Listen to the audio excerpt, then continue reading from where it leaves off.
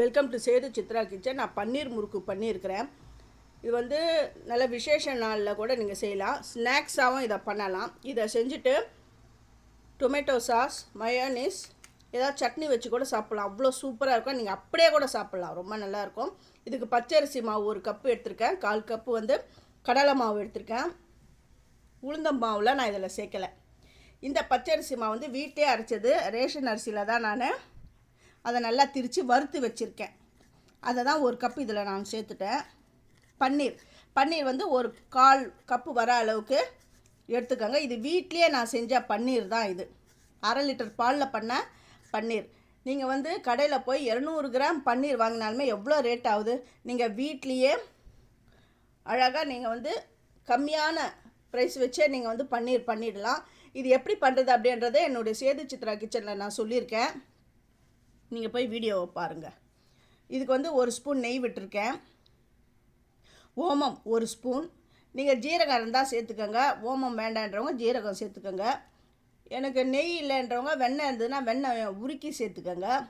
நெய்யும் இல்லை வெண்ணெயும் இல்லைன்றவங்க எண்ணெயை நார்மல் எண்ணெயை சேர்த்துக்கோங்க. 1/2 ஸ்பூன் மிளகாய்த்தூள், 1/4 ஸ்பூன் மஞ்சப்பொடி, உப்பு வந்து தேவைக்கேற்ப உங்களுக்கு எப்படி டேஸ்ட்டோ அதுக்கேற்ற மாதிரி உப்பு சேர்த்துட்டு முதல்ல எல்லா மாவையும் அந்த நெய்யில் கோட்டாற அளவுக்கு நல்லா பிசைஞ்சிட்டு அதுக்கப்புறம் தண்ணியை தெளித்து நல்லா இந்த சப்பாத்தி மாவு பதம் வர அளவுக்கு பிசைஞ்சிக்கோங்க. சப்பாத்தி மாவு பதம்னு சொல்லிட்டு டைட்டாக பிசைஞ்சிடாதீங்க. நல்லா சாஃப்டாக பிசைஞ்சிக்கோங்க. ஏன்னா முறுக்கு குழலில் போட்டால் அது நல்லா அது வரணும். அதனால் கொஞ்சம் சாஃப்டாகவே பிசைஞ்சிக்கோங்க. நான் இந்த முறுக்கு மிஷின் எடுத்திருக்கேன். உங்கள் வீட்டில் எந்த மிஷின் இருக்கோ, முறுக்கு பிடிக்கிற அச்சு இருக்கோ அதை நீங்கள் எடுத்துக்கோங்க. நான் ரிப்பன் பக்கோடா பண்ணுறேன். அந்த நீட் அச்சு தான் நான் எடுத்திருக்கேன். இது ஈஸியாக ஸ்மூத்தாக பிழிய வருது பாருங்கள். இதை ரொட்டேட் பண்ணி அப்படியே பிழிஞ்சு காட்டுறேன். இந்த மாதிரி ரொட்டேட் பண்ண தெரியல அப்படிங்கிறவங்க, அதாவது இந்த மிஷின் வச்சு இருக்கிறவங்க நார்மலாக ரிப்பன் பக்கோடா மாதிரி கூட பண்ணுங்க. அவங்கவுங்க இஷ்டம்தான். ஃபஸ்ட்டு என்னுடைய வீடியோவை பார்க்குறவங்க சப்ஸ்கிரைப் பண்ணலைன்னா சப்ஸ்கிரைப் பண்ணுங்கள். ஆல் என்ற ஆப்ஷனை தொடுங்க. அப்போ தான் நான் போகிற ஒரு வீடியோவுடைய நோட்டிஃபிகேஷன் உங்களுக்கு காட்டும்.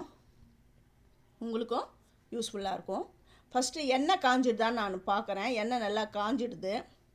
இப்போ நான் பிழிஞ்சு வச்சுருக்கிறேன் அந்த முறுக்கெல்லாம் எடுத்து இந்த எண்ணெயில் விடுறேன்.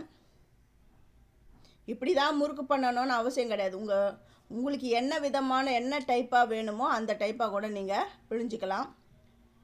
எல்லாரும் வந்து இந்த முறுக்கு அச்சு வந்து போன வீடியோவில் நான் போட்டதில் இந்த முறுக்கு அச்சு எங்கே கிடைக்குதுன்னு அப்படின்னு கேட்டிங்க. இது வந்து NSC Bose road, Parrys, Chennai Parrys இருக்குது பாருங்கள். அங்கே என்எஸ்சி போஸ் ரோடு அங்கே கிடைக்குது. அப்புறம் பல்லாவர சந்தை அங்கே கிடைக்குது. டி நகர் பாட்டா ஷோரூம் அது எதிரவும் கிடைக்குது. நீங்கள் போய் பாருங்கள். ஆனால் இதை வாங்கி ப்ராக்டிஸ் பண்ணுறவங்க அதை வாங்கிக்கோங்க. இந்த மாதிரி கை முறுக்கு சூப்பராக இதில் வரும். அதுவும் ப்ராக்டிஸ் பண்ணால் தான் வரும். சூப்பரான பன்னீர் முறுக்கு ரெடி ஆகிடுது. அந்த மாதிரி சுத்த வரல அப்படிங்கிறவங்க இந்த மாதிரி ரிப்பன் பக்கோடா மாதிரி கூட போட்டு பொரிச்சுக்கோங்க. இந்த ரெசிபி உங்களுக்கு பிடிச்சிருந்தா உங்கள் ஃப்ரெண்ட்ஸுக்கும் ஷேர் பண்ணுங்கள். இதை நீங்கள் உங்கள் வீட்டில் செஞ்சு பார்த்துட்டு எப்படி வந்தது எனக்கு கமெண்ட் பண்ணுங்கள். தேங்க்யூ.